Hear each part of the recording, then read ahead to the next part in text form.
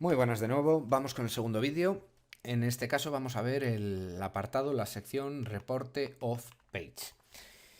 En este apartado vamos a encontrar la información con el máximo nivel de detalle a nivel URL en todo aquello relacionado con aspectos of page, es decir, métricas of page de nuestra URL y las URLs competidoras, referendum follow que apuntan a nuestra URL y a las URLs de nuestros competidores, intercept y content gap de hrefs, enlaces follow de calidad ganados y perdidos que apuntaban o que apuntan a nuestra URL y a nuestros competidores, boxplots de nuestros backlinks y de los competidores por métrica para determinar el tipo de estrategia de link building llevada a cabo por cada competidor, diagramas de dispersión para descubrir el tipo de sitios donde están construyendo enlaces nuestros competidores y nosotros mismos, y el clustering de nuestros backlinks y de los backlinks competidores para conocer la fortaleza o debilidad intracluster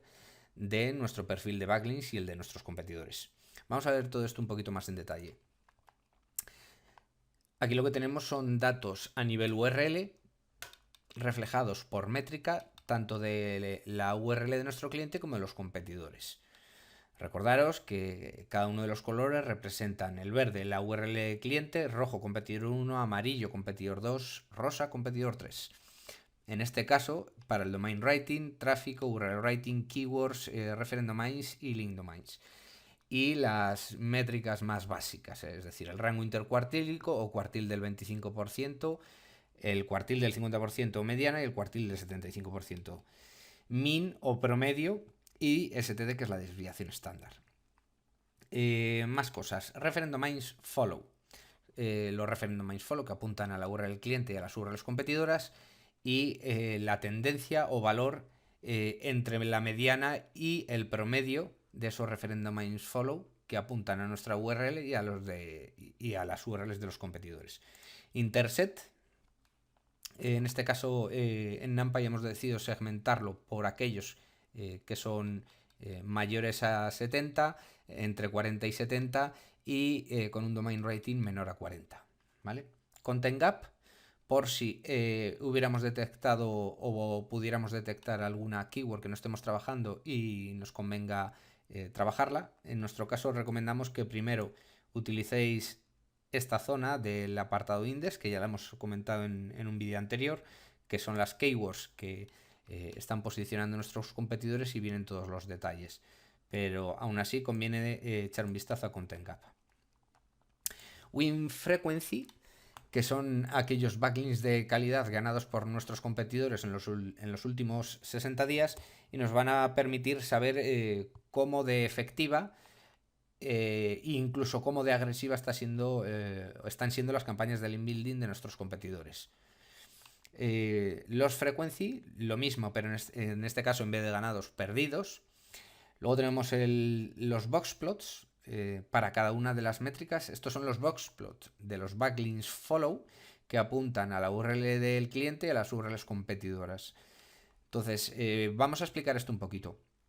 Un boxplot es un gráfico con forma de caja y con unas barras horizontales, generalmente por encima, y en algunos casos, según para que se utilicen esos boxplots o el sector, no en el caso del SEO, pero en otros sectores sí puede haber valores negativos, como en el campo de la electrónica, pero en el caso del SEO siempre habrá un bigotito o barra horizontal máxima, que en realidad es este valor, el de max, el bigotito que prácticamente ni se ve, que es el valor mínimo, que en el caso del SEO es 0 porque no hay valores negativos.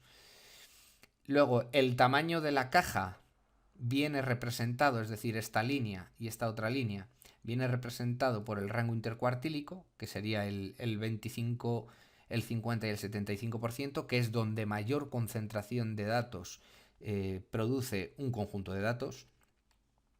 ¿Qué más? La bolita esta, que sería el promedio o min, ¿vale?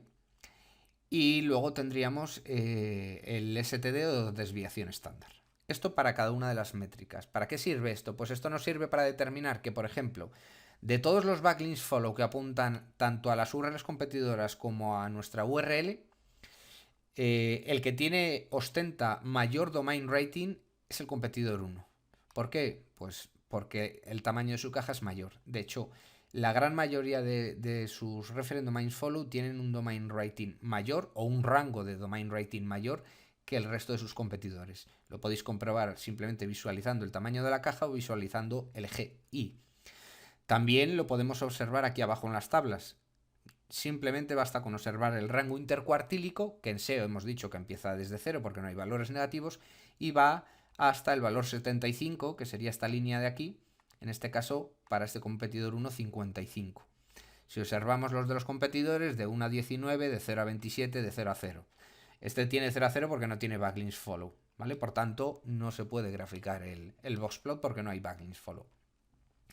Y luego, por último, comentar de esta zona de los boxplots para cada una de las métricas de los backlinks follow de la URL del cliente y de los competidores. Esas bolitas que hemos observado ahí, ¿qué son? Todas aquellas bolitas que quedan fuera de la caja son outliers, es decir, anomalías o valores fuera de lugar. Esto no implica que sea ni bueno ni malo. Eso dependerá de la interpretación que demos no solo a esta métrica, sino al conjunto de datos, gráficas y métricas del resto de campos que vamos a encontrar aquí en este informe, que es el off-page. ¿De acuerdo? Por tanto, una anomalía o un outliers no tiene por qué ser malo. De hecho, estos outliers que veis aquí, recordad, color amarillo es el competidor 2. Si nos vamos de nuevo a la sección index, a prospects, por ejemplo, perdón, a KPI 3, observamos que no tenemos clusterizados sí, pero no tenemos clasificados todos los backlinks del competidor 2, porque nos dice HRS que tiene 536 y NumPy nos está diciendo que tiene 157, 288 y 8, con lo cual falta alguno hasta los 536.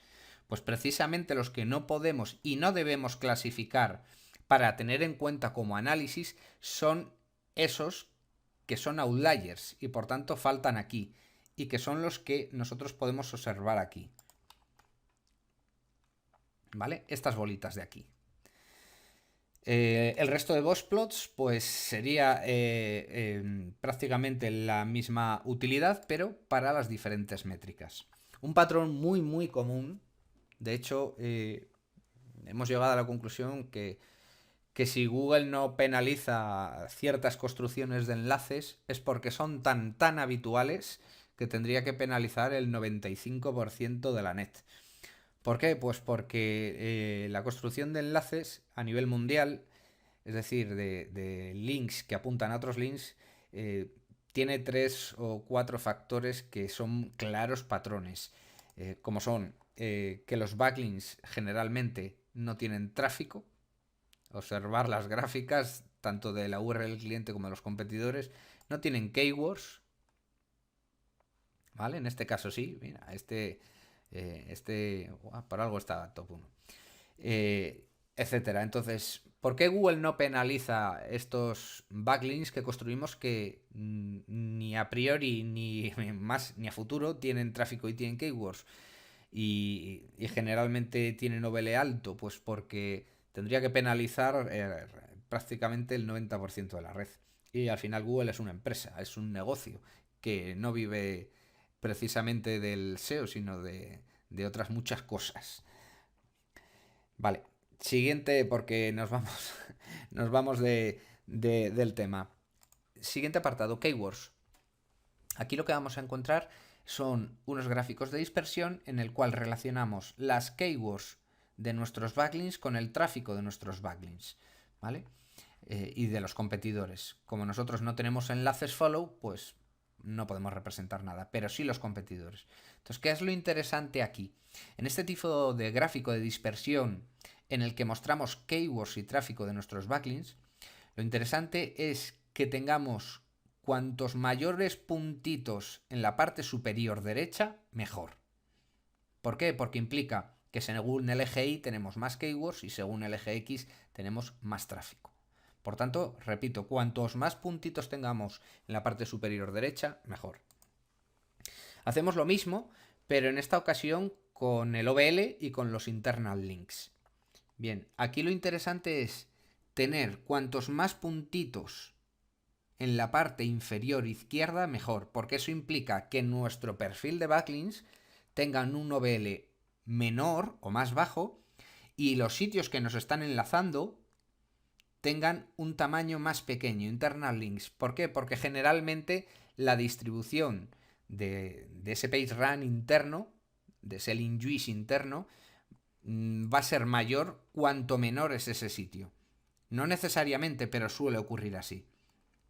Entonces, de nuevo repetiros que cuantos más puntitos tengamos aquí abajo a la izquierda, mejor. Lo siguiente que vamos a ver son los clusters. En este caso, no tenemos clusters porque no hay backlinks y 0 sobre 0 es 0 y 0 sobre 1 es 0. Entonces, no podemos clusterizar porque no hay backlinks del cliente, pero sí de los competidores. ¿Veis? Competidor 1, competidor 2 y competidor 3. ¿Para qué nos sirve esto del clustering? Bueno, esto de los clusters nos sirve primero para detectar la fortaleza o debilidad intraclusters, es decir, primero detectar en nuestro clustering, que en este caso no se puede porque el cliente no tiene ni un solo backlink, detectar cuáles son nuestros clusters fuertes y después venir a los clusters de los competidores y ver cuáles son sus clusters fuertes. ¿Cuáles son? El clúster 0, el clúster 1, el clúster 2. ¿Por qué? ¿Y cuál es el valor promedio para cada una de sus métricas y en cada uno de sus clústeres? Ahí tenemos algunas respuestas. ¿De acuerdo? Y hasta aquí el vídeo de Offpage. Espero que lo hayáis entendido y si tenéis cualquier duda, pues ya sabéis, contactarnos y estaremos encantados de atenderos.